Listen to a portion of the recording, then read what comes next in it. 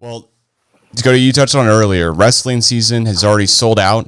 Oklahoma State hasn't even updated the schedule online to say what the next opponents are. But of course, I don't think we have the wrestling schedule yet, anyways. But with that being said, what do we need to know about David Taylor? Let's say I'm a huge Oklahoma State fan who remembers, of course, John Smith, and will go to a bunch of duels as a college student. But I think I've been to back to one since, and I don't ever think we were bad at wrestling, but also I don't think we were ever great at wrestling since 2018 when I graduated.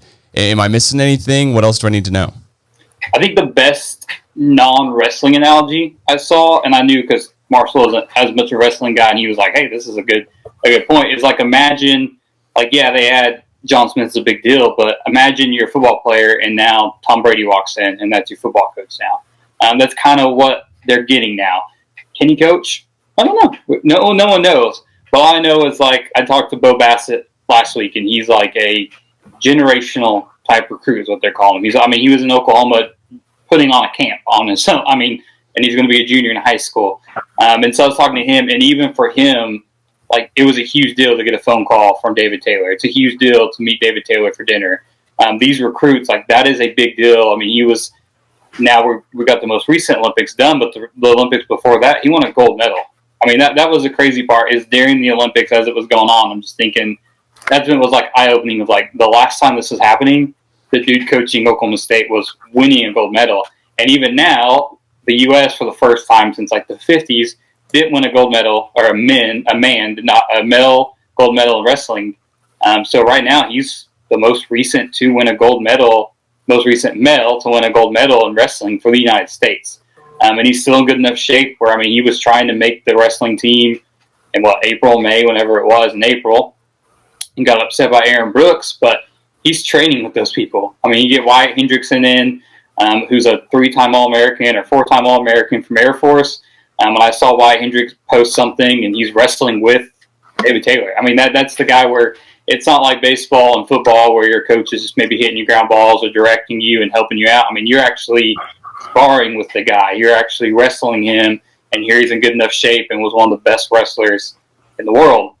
Definitely was the best wrestler in the world 3 years ago, and one of the best even currently right now as he's training with you, and not to mention Thomas Gilman and the guys he brings in the room who are also Olympians and Team USA kind of guys. And so that's just a huge is the recruiting aspect, and just the fact that, hey, he's not just coaching these guys, but he can actually get on the mat with them, roll around them. Obviously, I don't think a 60-year-old something John Smith was doing that anymore. But that's what he had when he was first getting into it. That was a big deal, is when John Smith walked into a room or walked into your house, you wore shoes, you had his poster on your wall if you're wrestling, if you're a young wrestler. And that's kind of what they're getting again now with David Taylor as well. Yeah, Marshall, have you seen stuff like site-wide just really tick up on the wrestling side of it since David Taylor's come in?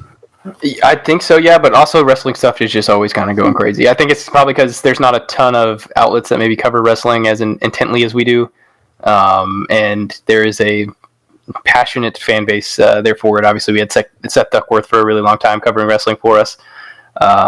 People read his stuff plenty as well. Not to hype up Dekota, I think that it's very evident in things we write that people are very excited for wrestling and kind of this new wave with David Taylor. Yeah. Do you think there's is there anything else more behind this? Is this also like influence some NIL money coming in for wrestlers, or just besides just the normal recruiting aspect? You're saying Tom Brady walks in the room. That's an incredible analogy, because that actually puts it like kind of in my own headspace where I can go, okay, that's the guy. But gold medal, I had no idea some of this stuff here. So what else is kind of David Taylor doing maybe that's not as conventional that you've seen before in college wrestling? I would assume there's some NIL money just because of the fact of the kind of guys he's bringing in, which they brought in 4 very good guys out of the portal. But I think 2 of them they already had before DT was even at OSU. John Smith was still the coach when they committed. Then they added mine and Wyatt Hendrickson, who's probably their biggest get from the portal.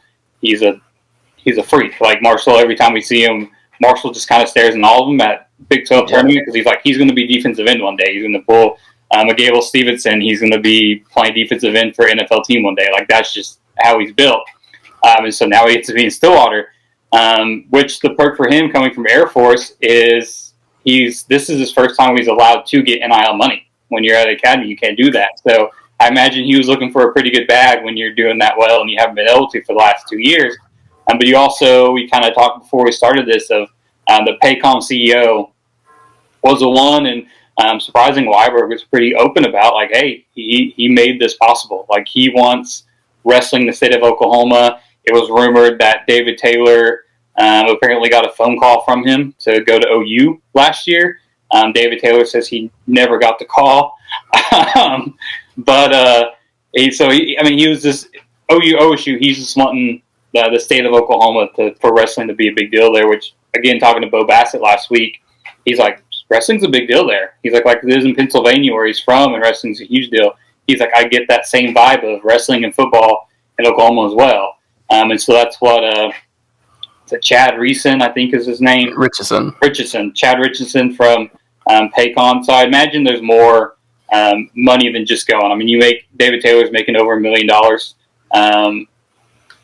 Kel Sanderson's Penn State, I don't know how they legally do it, but they only release the numbers of their contract for their head football coach. We don't know what Penn State, the best wrestling coach, maybe ever. It's hard to, I know this is an OSU podcast to say that with John Smith. So we don't know exactly what he's making. But as far as we know, he's not making $1 million.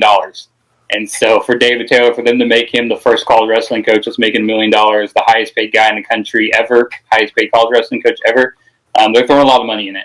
And I would assume whoever's throwing that money, whether it's not just Chad and it's others, they know that only goes so far in today's college world where they need, hey, we got to throw this money to get recruits too. And right now, they're getting the recruits who are probably getting offered a lot of money from the Iowas and the Penn States of the world as well.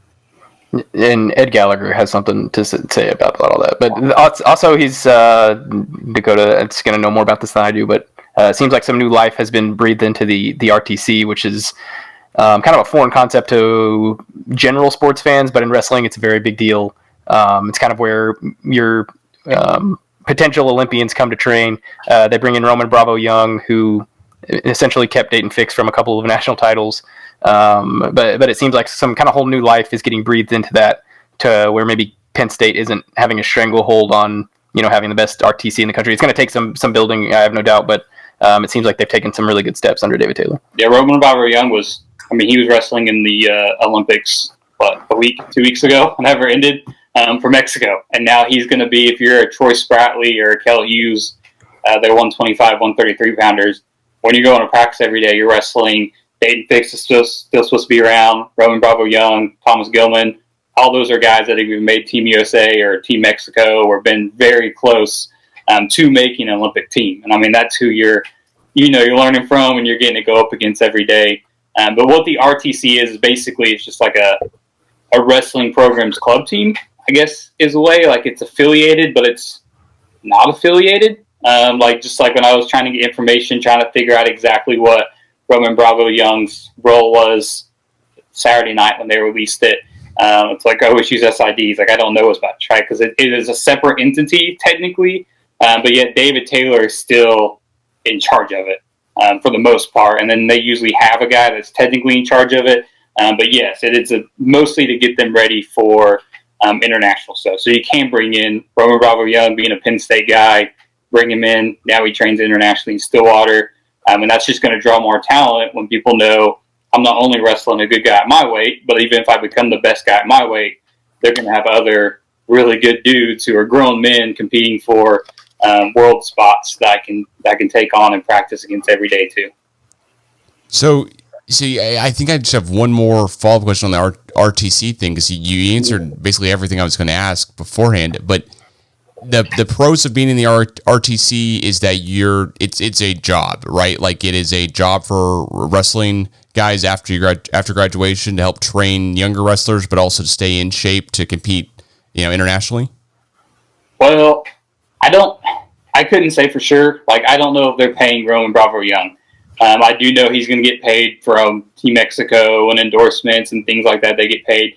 I know they used to struggle John Smith told me, it's been 5, 6, 7 years ago now, but he was like, the guys doing that now they're doing just fine. He said, we struggled. They're doing fine now. If they're good enough to be on the verge of making a Olympic team, that they're doing okay. But I know Roman Bravo Young is not technically a coach. He's just training there. Obviously, they're going to learn. He's going to coach a guy up that, hey, do this, do that, and he's going to be there. He's just not on staff as a coach.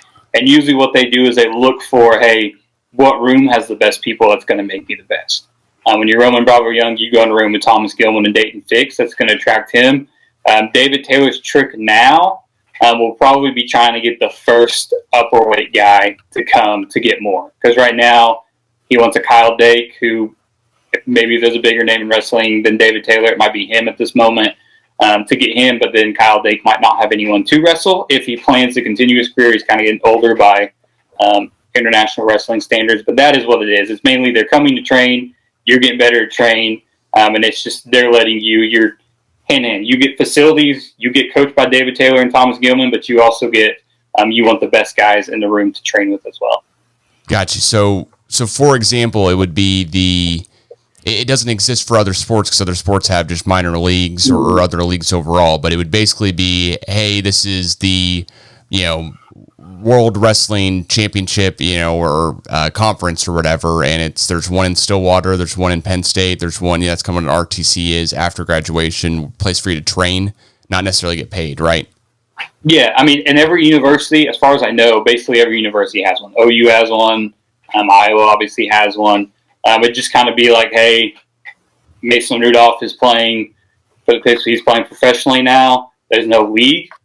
So he's not going to be, or Tennessee, he's not going to go to Tennessee and Nashville to train and to play and prepare for a season. He's going to stay in Stillwater. And guess what? Now, Alan Bowman, Zane Flores, Garrett Rangel, whoever, you're learning from him as well. He's on staff, but he's still around. He's getting paid because he's doing his professional stuff, but he's still going to be around to help and train and practice with these guys as well. So kind of like Victor Hovland coming to train at Karsten Creek, right? Just kind of played like where he calls home for the time being, where he comes to train, and it's a great place to train. Okay, cool. Well, that sounds like a pretty darn awesome deal. Is there the David Taylor part of it? Is this common in wrestling where a guy is a first time coach, just straight out, and he's also the highest paid? I mean, it seems like that'd be unusual for any other sport where you've don't have any coaching experience, but all of a sudden, the first coaching job you have is also that makes you the highest paid in the sport. Definitely seems ludicrous for people like us, right, that cover college sports. Like if they were to hire even Tom Brady, right, all he did, this was football. If Michigan, when Harbaugh left, and they said, hey, we're hiring Tom Brady as the head coach, and he's now the highest paid college football coach, people will still be like, why? I understand it's Tom Brady, but when people pitched the David Taylor idea to me at first, it seemed crazy because we all thought it was going to be Coleman Scott. Because I was like, he's never coached, right? He had a training camp for youth, like an academy up in Pennsylvania. He's around Kel Sanderson all the time. He helped with their RTC program, so he has somewhat experience. But it did sound crazy to me because the argument was, well, John Smith did it. But what they don't remember is one that was it 30 years ago, 35 years ago, that John Smith took over, or 25. Anyway, it was a long time ago when he did it, and they're also in a bind. So Oklahoma State, they get some NCAA sanctions. It's right before the season. They're in a bind. Like we don't know. People can transfer. That was a rare thing back then. They said, hey, if you want to go transfer, you go where you want. And Oklahoma State's main thing was we have a lot of talent. How do we keep it? Well, John Smith, Kenny Monday were training. Again, in the RTC program, training for the Olympics there. Hey, you guys have good relationships. Can you just, for the time being, be classified as a coach? You guys just run practice. They had a former AD and an AD there that was a former wrestling coach. I'll take care of scheduling. I'll take care of all the paperwork you need. I just need you to keep the guys here and the program afloat so this doesn't kill us, basically. And so they were co-coaches for a year. And then Kenny Monday stepped away from it. Just did his wrestling stuff, and then John Smith, the rest is history. So when he took over OSU by himself. But it was a very different time and a very different circumstance.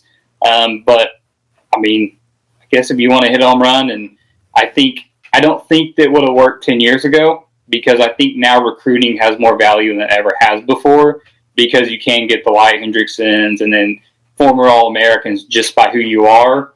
And right off the bat, that talent helps you compared to maybe 10 years ago or even 5 years ago, when you actually had to develop a lot more talent and be able to bring people on immediately.